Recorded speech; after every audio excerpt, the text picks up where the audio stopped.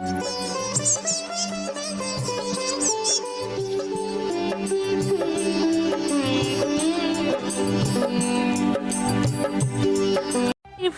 गाँव में एक प्यारी बच्ची अपने परिवार के साथ रहती थी। वो बहुत ही सुंदर और सुशील थी। घर वाले ही नहीं बल्कि पूरे गांव वाले उसे प्यार से परी कहते थे। एक दिन की बात है, ठंडे ठंडे पानी से नहाकर आई परी घर के आंगन में खुले बालनी लेटी अपने बाल सूखने का इंतजार कर रही थी। लेटे उसे झपकी आ गई। अभी वहाँ पर एक नागिन का बच्चा आया और उसका फैले हुए बालों में घुस गया कि गीले बालों में उसे इतनी ठंडक मिली कि उसे भी नींद आ गई।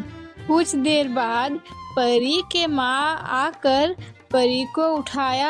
अरे परी, ये परी, उठ जल्दी, खुले बाल लेकर पड़ी है। आ इधर, मैं तेरी चोटी कर दूं। परी की माँ परी की चोटी बनाने लगती है। फिर वहाँ पर उसकी एक सहेली आती है, उसे कहती है, अरे परी चल ना, कितनी देर से हम तेरी राह देख रहे थे। क्यों? अरे भूल गई, आज हमारे गुड्डा गुड्डी के शादी है। अरे हाँ, चल चल। की माँ कहती है, अरे नाश्ता तो कर जा। अरे माँ, मैं गुड्डा गुड्डी के शादी में खा लूंगी। के बाद परी अपनी सहेली और एक दो और दोस्तों के साथ गुड्डा गुड्डी के शादी का खेल खेलती है। खेल खेलते हुए शादी में 7 फेरों का बात आते ही अपनी गुड्डी को उठाकर 7 फेरे लेने लगती है। के साथ साथ उसके बालों में बंधे सांप के बच्चे के भी 7 फेरे हो गए। चलो, गुड्डा गुड्डी का विवाह संपन्न हुआ। ऐसा ये दोनों पति पत्नी हुए। अरे परी, अब तुम अपनी गुड्डी बिमला को दे दो। अरे क्यों? अरे क्योंकि शादी हो गई है। शादी के बाद लड़की अपना घर छोड़कर पति के घर जाती है। उससे पति ही उसका सब कुछ है। अरे ऐसा क्यों? पति ही सब कुछ क्यों है? क्यों नहीं? अल्लाह, मुझे तो इतना ही पता है। बाकी बातें जाकर अपने माँ से पूछो। अरे जब घर पहुँची के पूछने पर माँ ने उसे बताया, पति क्या होता है? पति वो होता है जिसके साथ हम 7 फेरे लेते हैं। 7 फेरे लेने के बाद पत्नी का पूरी तरह ख्याल रखना, से जरा भी नुकसान ना पहुंचने देना की जिम्मेदारी होती है। परी की बालों में बंधे नागिन के बच्चे ने ये बात सुन ली। नागिन के बच्चे ने अपनी माँ से जाकर यही बात पूछी। नागिन माँ ने वही बताया तो परी की माँ ने बताया था। अब नागिन के बच्चे के दिमाग में ये बात बैठ गई। मैंने भी उन परी के साथ 7 फेरे लिए थे तो परी मेरे पत्नी हो गई। बस उसका ख्याल रखना, उसका जरा भी नुकसान ना होने देना मेरा फर्ज है। और उस दिन से वो हर वक्त परी के आगे पीछे घूमता रहता। जहाँ भी जाती वो उसके पीछे पीछे पहुँच जाता और अगर कोई भी उसे नुकसान पहुँचाने की कोशिश करता, ए पली देखा, मेला भाग्यराम लेकर भाग लई है। नहीं, ये मेरे भाग्यराम है। झूठ बोल रही है। अरे नहीं नहीं, यह सच कह रही है। इसी के बैकग्राउंड है। चुप ले, तुझे जाना है तो जा, पली को तो तभी जाने दूंगा। अब ये मुझे आधे आम देकर जाएगी।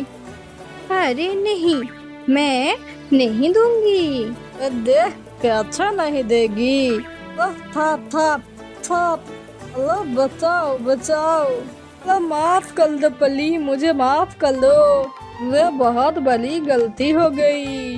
अरे ठीक है, जाओ। वो वहाँ से भाग जाता है। सहेली कहती है, अरे देखा तूने सांप ने कैसे तेरी रक्षा की? तेरा दोस्त है क्या? ये मेरा दोस्त कैसे हो सकता है? बाई चांस ही आ गया होगा। दिन तो परी को लगा कि ये बाई चांस ही आ गया होगा। उस दिन के बाद कई जगह पर उसे वो नागिन का बच्चा दिखाई दिया। उसके समझ में आ गया कि ये तो उसका दोस्त है। हर जगह पर उसके पीछे पीछे पहुंच जाता है। बात उसने बिमला को भी बताई। मैंने उससे कहा बात वो किसी और को ना बताए, वरना कोई भी इस बात का फायदा उठाकर उसे पकड़ सकता है। पर उन दोनों बच्चियों के समझ में ये नहीं आया था आखिर ये परी के आगे पीछे क्यों घूमता रहता है। नागिन का बच्चा जब जब उनके ये सवाल सुनता, सिस करके कहना चाहता वो उसके आगे पीछे क्यों घूमता है, क्योंकि वो उसका पति है। कि ना परी के समझ में कुछ भी आता और ना ही नागिन का बच्चा उन्हें कुछ भी समझा पाता। ये बात तो उनके बचपन में छुपी रह गई। फिर मुसीबत तब हुई परी ने जवानी में कदम रखा। एक दिन उसकी शादी के लिए कुछ लोग उसे देखने के लिए आए। अरे वाह, लड़की तो बहुत ही सुंदर है। जी हमें ये रिश्ता मंजूर है। अरे शर्मा क्यों रहे हो? अब तो तुम्हें हमेशा के लिए ही मेरे घर आ जाना है। अब ये बात चारों तरफ फैल जाती है कि परी के पीछे कोई नाग लगा है। बचपन में उससे आम छीनने वाला छिछोरा लड़का की सहेली बिमला और के शादी के दिन देखने आए लड़की का परिवार। उस परी के परिवार वाले भी इस बात का साक्षी हो जाता है कि नाग ने उनमें से किसी को भी कुछ भी नहीं किया। इस लड़के के फैमिली के पीछे भागा, ये गांव के सरहद के बाहर तक खदड़ कर आया। अगर ऐसा ही रहा तो परी की कभी भी शादी नहीं होगी। के बाद भी जब कई बार उन्हें परी के पीछे नाग के होने का एहसास हुआ, परी के माँ बाप ने नाग से छुटकारा पाने के लिए एक सपेरा को बुलाया। बात क्या था, सपेरा ने बीन बजाना शुरू कर दिया। सपेरा कहता है, अरे कौन है तू? वो पीछे पड़ा है हमारी बच्ची के।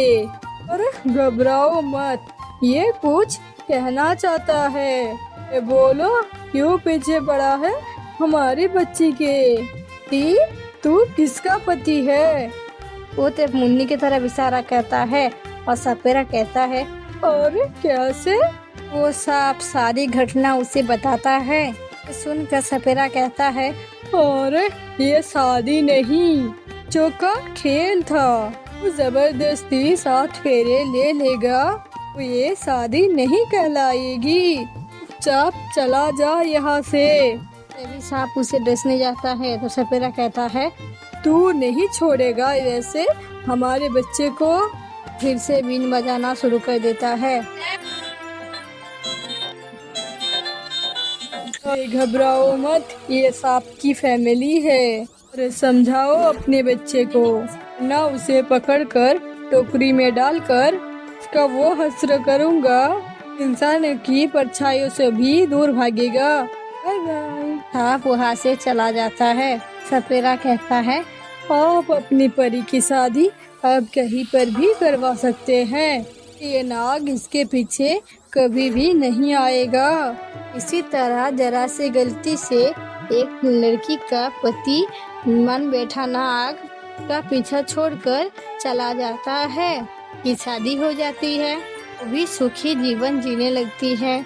आज भी अपने बच्चे को यही कहानी सुनाने लगती है कि इंसान को हर वक्त हर जगह चौकन्ना रहना चाहिए, नहीं जाने अनजाने कब क्या गलती हो जाए तो आगे चलकर हमारे लिए मुसीबत बन जाए।